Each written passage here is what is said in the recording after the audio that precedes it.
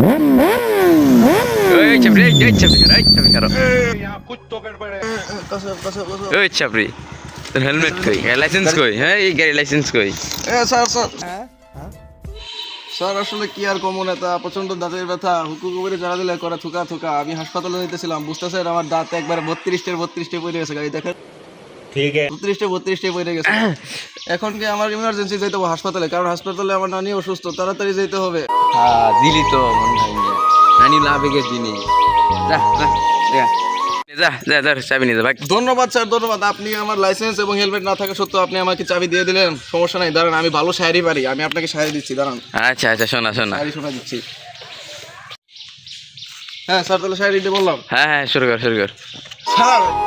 আমার লাইসেন্স ছিল না মাথায় হেলমেট তারপরেও আপনি আমার গাড়ি আটকান নাই আর ভাই না তার আমার চুদির ভাই এই নাটকির পোলারে ধর